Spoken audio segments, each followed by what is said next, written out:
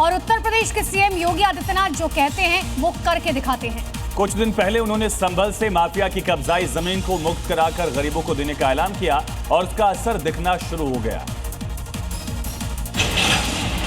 और संभल में माफिया की जमीन पर महाबली का प्रहार स्टार्ट हो गया है। सरकारी जमीन पर कब्जा हो या अवैध तरीके से निर्माण, बुलडोजर के लिए सब बराबर हैं और वो सबको मिट्टी में मिलाता हुआ आगे बढ़ रहा है, क्योंकि ये योगी का आदेश है।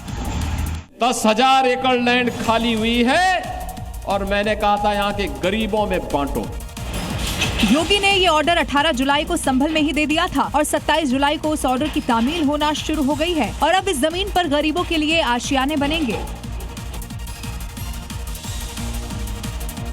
तो उत्तर प्रदेश में अवैध का इलाज योगी का बुलडोजर है। जहां पर कब्जा होता है वहां बुलडोजर चलता है और इसी महाबली के खौफ की वजह से गोंडा में बीएसपी के पूर्व नेता ने खुद ही अपना कब्जा हटाना शुरू कर दिया, क्योंकि वो जानता है कि अवैध निर्माण और कब्जा योगी राज में बर्दाश्त नहीं होगा और इसीलिए उसने तालाब की जमीन पर कब्जा कर बनाए अपने 2 मंजिला आशियाने पर खुद ही बुलडोजर चलवा दिया। देखिए कैसे आलीशान घर मलबे के ढेर में तब्दील होता जा रहा है।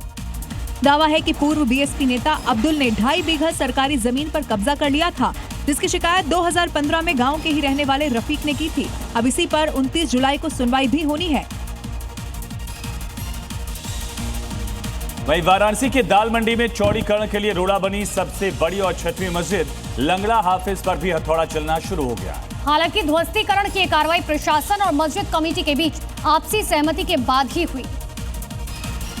दाल मंडी में सड़क चौड़ीकरण में सबसे बड़ा बैरियर बनी लंगड़ा हाफिज मस्जिद के ध्वस्तीकरण का काम अब शुरू हो चुका है। देखिए कैसे बुलडोजर के जरिए चौड़ीकरण का रास्ता तैयार किया जा रहा है। जहां बुलडोजर नहीं पहुंच रहा वहां हथौड़े से चोट की जा रही है। लंगड़ा हाफिज मस्जिद वो 6ठी मस्जिद है जिसको चौड़ीकरण अभियान के तहत तोड़ा जा रहा है। हालांकि इस मस्जिद को गिराने का काफी विरोध भी हो रहा था, जिसके बाद प्रशासन और मस्जिद कमेटी के बीच एक बैठक हुई जिसमें ध्वस्तीकरण को लेकर सहमति बन गई।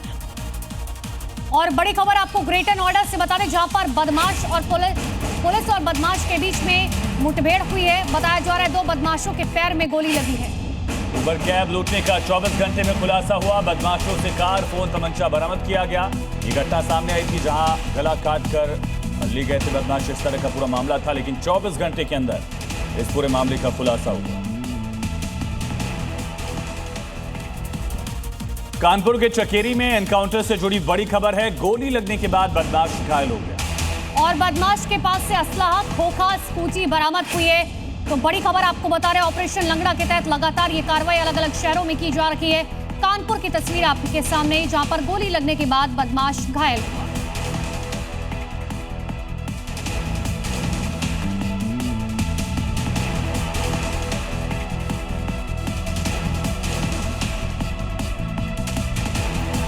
कानपुर और ग्रेटर नोएडा में पुलिस ने बदमाशों के खिलाफ बड़ी कार्रवाई करते हुए 2 अलग अलग मुठभेड़ों को अंजाम दिया।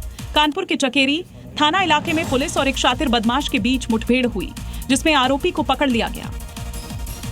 वहीं ग्रेटर नोएडा में पुलिस ने लूट की वारदातों में शामिल 2 आरोपियों को मुठभेड़ के बाद गिरफ्तार किया है। कार्रवाई के दौरान पुलिस ने आरोपियों के कब्जे से एक चोरी की कार और अवैध हथियार बरामद किए हैं। पुलिस का कहना है कि आरोपियों से पूछताछ जारी है और उनके नेटवर्क की भी जांच की जा रही है।